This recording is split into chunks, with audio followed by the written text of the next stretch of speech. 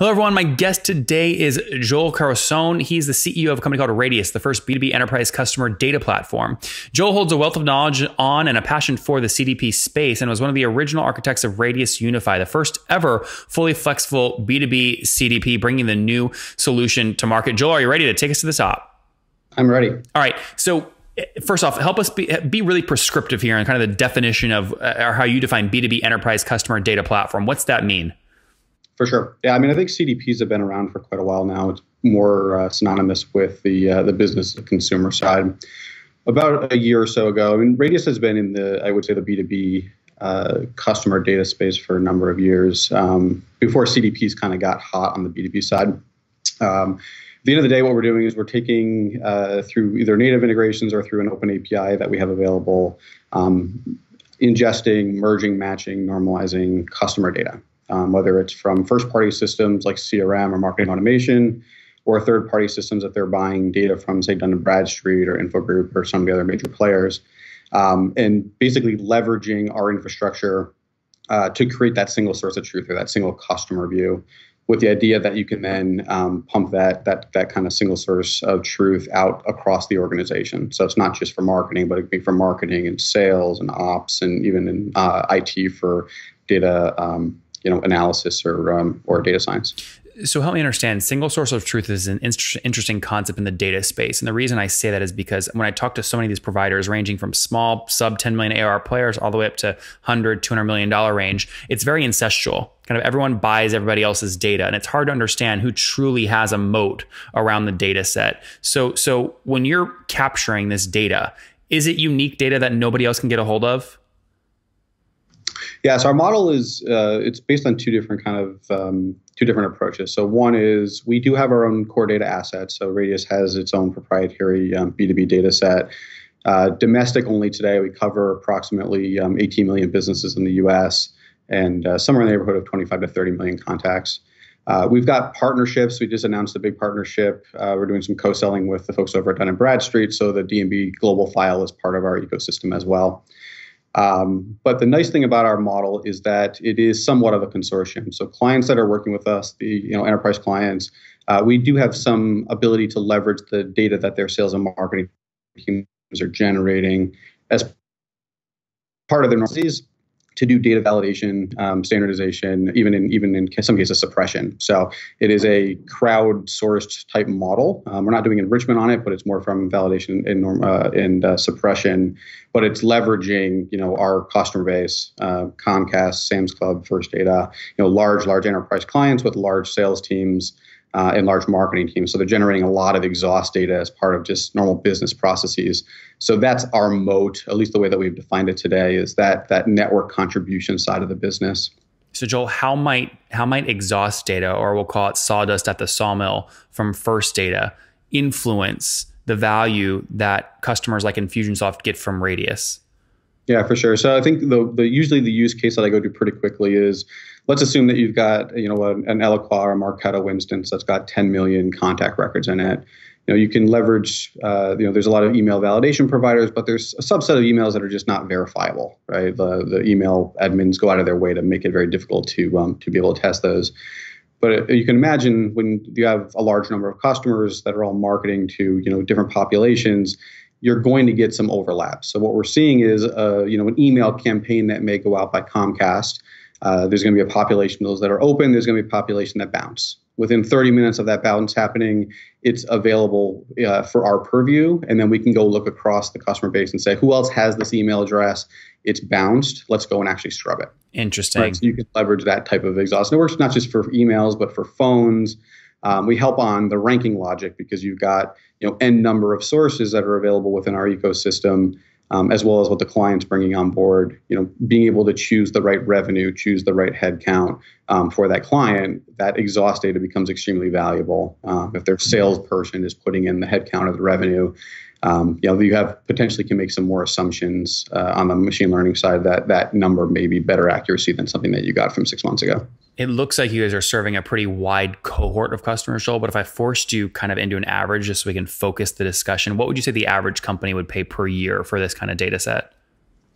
So we sell into three different tiers. So we've got a mid-market offering. It's typically in the 50 to 60,000 range Annually. Annually, that's correct. Yeah, it's a SaaS product. We don't charge for data. So when you purchase our platform, as part of that, you get unlimited access to our standard data offering. So that 17 million business data set it's kind of a freebie that we give away as part of the relationship. The second group are going to be the enterprise clients, somebody within, say, 750 employees or less. That one, get into the 100 to 200,000 range. And then we have some that are, that exceed the $2 million ACV. Yeah, that's great. And is there any cohort that you have concentrations in, or it's really fairly equal? Yeah, I would say the bulk, I think 80% of our revenue comes from our top 20 customers. So it's fairly well concentrated. They're large strategic deals, multi-year in most cases. And then we have a decent volume in that mid-market, mid-market 500 to 750 range. Yep.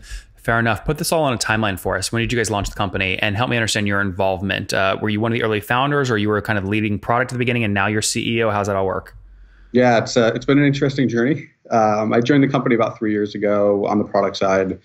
My background was more on the data space. So I came out of healthcare data, enterprise data management for one of the Boston hospitals. So I was actually more interested in some of the data challenges as opposed to just like the marketing and sales aspect of what we do at Radius. So joined the company 3 years ago on the product side, was VP of platform for a number of years, and then moved into a CTO role almost a year ago now. And then over the last year or so, Darian and I, who founded the company, have been talking about what it would potentially look like for his transition. He was looking to move more out of the operational side of the business. He's now moved into chairman of the board as of the last couple of weeks when I transitioned into the CEO role. Mm-hmm. Okay. And the company was founded in 2012? Company was founded in 2012. Yeah, the company was, there was an initial company that was more of a data provider called Fwix. And then that was that after one of I think the Series A, they rebranded as Radius, and that's kind of the path that we've been on since. And total capital into the company today, how much have you guys raised? About 100 million. Okay, 100 million. All equity, or is that some of that debt? So some of it was debt, but vast majority of it was equity. Okay. Were you there when the decision was made to use some debt? I was not actually. So that happened. Trying to think. I was at the company, but at that point I wasn't involved with any of the fundraising. Got it. And I was going to ask strategically why that didn't or didn't make sense, but we'll skip that for now and focus on things that you might be closer to. So, okay, good. So you joined about, call it 3 years ago. And what have you guys scaled to today in terms of total customers using the platform? So there's around 100 customers today. As I said, the bulk of the revenue comes from the top 20 logos. Yep. Yeah. So 100 customers. Yeah. So this is very much kind of obviously, high touch, high ARPU kind of accounts. What's your team breakdown today, and what does the sales organization look like? Yeah. So the company is around 75 employees right now. Sales is around 20. Yep. That's broken down. We've got a sales leader. There's 3 RVPs that cover different territories. They've each got, a handful of people. It's just a total org size around 20. Engineering is 23 today. Combination of folks that work on either data engineering, data science, and then we have our platform team that are writing the APIs and some of the microservices as part of that. And where's everyone based? All San Fran? Yeah. So all of engineering product is based out of San Francisco. Sales we've got some folks in the West Coast, but majority of them are just based on what the regions that they're covering. Okay. So some in the East Coast, New York, New Jersey, and some in the Midwest as well. Yeah, that's great. Help me understand, and again, I'm sure this is different across each of your cohorts, but if we just look at a macro level, net revenue retention each year, when you factor in that gross revenue churn plus add back expansion, I assume you guys are probably north of 100%. How far north of 100?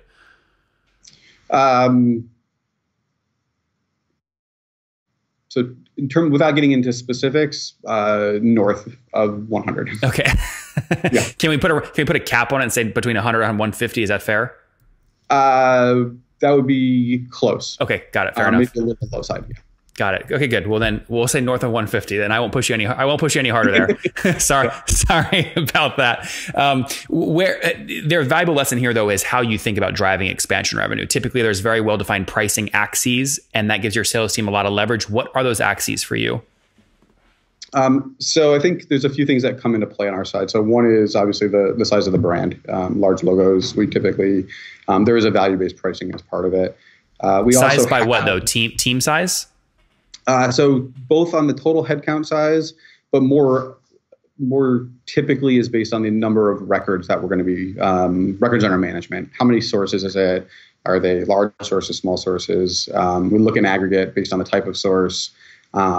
It's influences what our infrastructure costs are to just provide the CDP offering. And at the same time, there's the validation components and things that have, there's costs on our side, cost of sales that get incorporated. So we look at total number of records under management, number of discrete sources just holistically. Is it Salesforce plus marketing automation plus 10 third party or what? And then the other piece is going to be how much of it is going to be professional services. So we've got some API offerings where we're helping the clients do some onboarding. Comcast is a great example, where we're running some of the stuff on their behalf, the large data sets that they may be getting from third-party providers. It's just faster for us to do it internally. And then how much of it are they going to be doing themselves? So there's an API volume-based metric that goes in as well. Interesting. Were those always really clear, or how did you kind of evolve your pricing to get to those? So the Unify offering is fairly new. What offering? The Unify offering, the CDP offering, from a platform perspective. We released it. The first client got on about a year ago. We were in limited release for 6 to 9 months, and we actually GA'd it right around Dreamforce this year. So it's only been fully GA for a few months now. In terms of the banding, we experimented. Obviously, we initially started with how many sources are you going to onboard to the platform. That works okay if the sources are all around the same size, but we'd had somewhere be 20 million records in CRM and 5,000 records in a third party. So we started to move away from having just the sheer number of sources have as much influence on the pricing and more towards how large and what are the total number of records in aggregate. The velocity is another big one. So the enterprise part of the enterprise B2B CDP is really important here. The scale and the volume of records that we're processing. What do you mean velocity? That's number of records processed per day? Per second is per second. Okay. Yeah. So we've got some customers that are doing, upwards of 200 million records over the course of, say, 4 or 5 days. So we're dealing with large volumes of transactions. Infrastructure-wise, and again, we look at what the cost to serve is. That is the single most expensive thing for us to be able to scale, is how many requests per second do we need to be able to index into our platform. Mm-hmm. So we have a standard offering, which includes somewhere around 15 to 20 requests per second. And then it obviously scales up based on the size of the client and what the velocity that they want to send us records out. Last few questions here, just because we're out of time. How aggressive are you being in CAC? And maybe said specifically, how many dollars are you spending to get a new dollar of ARR today? So similar thing without getting into too many specifics. A bulk of our business is coming from field events today. So we do a decent amount on the marketing side. It's not huge. But field events, exec dinners, we get a lot of referrals / relationships from folks that have worked for one of our customers, and then they change into a new role at another business, and then they come back to us to try to sign up. So it's been manageable right now. Mm-hmm. To just avoid the CAC number, since you don't want to go into that, I just want to get a sense of, again, how aggressive you're being. Can you talk to me maybe in terms of payback period? I mean, are you happy with the 12-month, or are you being more aggressive at 18 or 20? Yeah, so we definitely discount more heavily on the multi-year, both from a implementation. It takes somewhere around 30 days for most clients to be able to start seeing full ROI from the system. It's just how long it takes for clients to a lot of times get their sources together and ready to go. But we're sorry, Joel, I meant your payback period. Sorry, on your CAC. Oh, got it. I'm sorry. We make money after the first few months. Okay. Typically. Yeah, it's not too bad. That's very surprising to me. Most companies that have raised your level, they're pushing 12, 16, 24-month payback periods because they have to. Yeah, no, our margins are actually pretty decent. Okay, so you're caught maybe sub 6 months payback. That's obviously healthy. And one of the reasons I was looking forward to this interview is because it's actually rare that I see someone with the capital makeup of Radius, especially in this space. And what I mean by that specifically is you guys, the founders got on the kind of the funding road early on, right, in 2007, and they did a damn good job at it, and growth looks like it was there considering what you raised. But the last round, I think, was 2015 or 2016. And so you've come in and you've had to make some obviously serious changes to continue driving growth without additional capital. And so thanks for being transparent there. Yeah, for sure. I mean, I think it's not to say that we're not opposed to raising additional money if we need to. I think one of the things that I'm looking at here as transitioning into this new role is, where are there some optimizations that we can make in terms of just straight up cost for us. We did raise a sizable amount of capital. We grew the team, fairly quickly in order to be able to push out a lot of new product.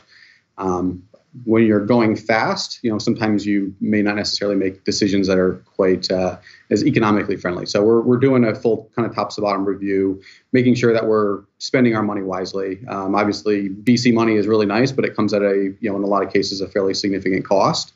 So if we can get away with not having to fundraise again, we are expected to be cash flow positive at the end of next year, which will be great. At that point, obviously fundraising would be more if we wanted to accelerate growth. But at the clip that we're on right now, I think the business feels pretty comfortable with, if we raise again, it wouldn't be a huge amount. That's great. And then look, one of the big metrics in terms of like super healthy companies that have raised at your scale is when they start to really approach a 1-to-1 ratio in terms of funding raised relative to ARR. Do you have that big, beautiful $100 million run rate kind of in your sights, you feel like, or it still feels like a stretch goal 2 to 3 years out? So 2 to 3 years is probably about right. I mean, I think that's probably a good estimate. I guess I'll answer that by saying there's decisions that we can make as a business to get there faster.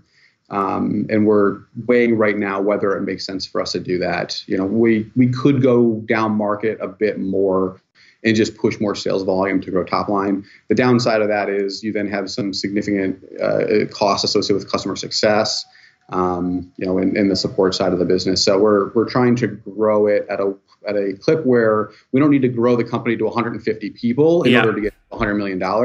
I think we can do $100 million in revenue with potentially 15, plus 15 of where we are today. Yeah, that's great. If you could do 100 million on 100 employees, that's pretty good revenue per employee, where industry averages call it 187 in ARR. Exactly. Yeah, that's great. And then look, I mean, you gave us some numbers earlier in terms of scale today, 100 customers. You kind of said middle price point was called 400, 500 grand ACVs. I think that puts you at like 40 million-ish run rate today. Is that generally correct?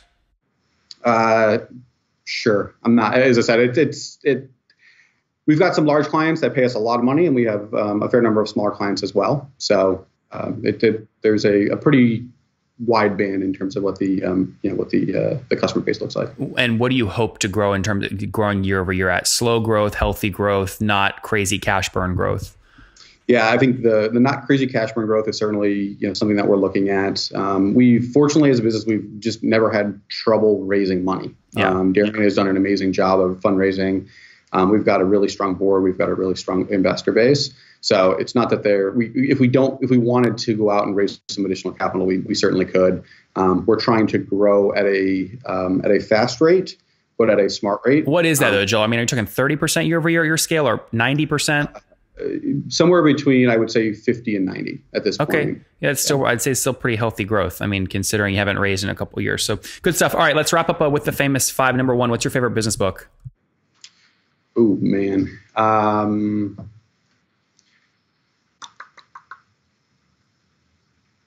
Or last one you read? Yeah, I'm trying to think of a good one. So the Jack Welch book, I think, was probably my favorite book. High Output Management? Yeah, so I read that. It's been probably 6 to 9 months since I read that one. But that was, I think, the last one that was, at the end of it, I felt that I may want to read it a second time. That's rare and a good sign. Number 2, give me an under the radar CEO, Joel, that you're learning from right now. Oh, interesting. So on the CEO side, actually, not a ton right now. I think been more working with the COOs because that's an area of the business where I needed some additional capacity. I think some of the financial side of things is where I had a little bit of a gap. Our old COO actually at Radius, so David Obrand, one of our board advisors, has been extremely helpful through this whole transition process. So Great. He and I talk fairly regularly. And number 3, besides your own, what's your favorite online tool for building the company?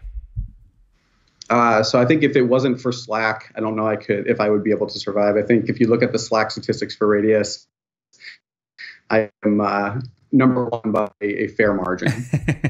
Number 4, how many hours of sleep do you get every night? As of late, it's been a lot fewer than it used to be. My wife tries to get me to make sure I go to bed by like 1 o'clock. Okay. So what does that give you? Like 6, 7 hours a night? Probably around 5. 5. Okay. So, and then what's your situation? Obviously you're married. Any kiddos? Yeah. I've got a son who's just about 2, actually turns 2 in a couple of weeks. Oh, wow. Okay. So 1 kiddo. And Joel, how old are you? I am 36. 36. Last question. What do you wish your 20-year-old self knew? Ooh, interesting. Take more chances. I think I followed the more conservative path throughout my career. I think over the last couple of years, I've been more aggressive in terms of some of the opportunities that have presented themselves. I wish I had done that 10 years ago. Guys, take more chances from the current CEO of Radius, Joel. Again, company launched in 2012. He got really active, call it a year and a half ago in terms of being in on the executive team. They've raised about $100 million. Again, helping with data management, specifically being a customer data platform in the B2B space. They really focus on a tight number of customers, called 100 customers, high ACVs, targeting 50 to 90% year-over-year growth moving forward, 150% net revenue retention annually because they have very clearly defined pricing axes. And again, less than a 6-month payback on most of their acquisition strategies right now. Team of 75 based mostly in San Francisco. Joel, thanks for taking us to the top. Yeah, thank you for having me.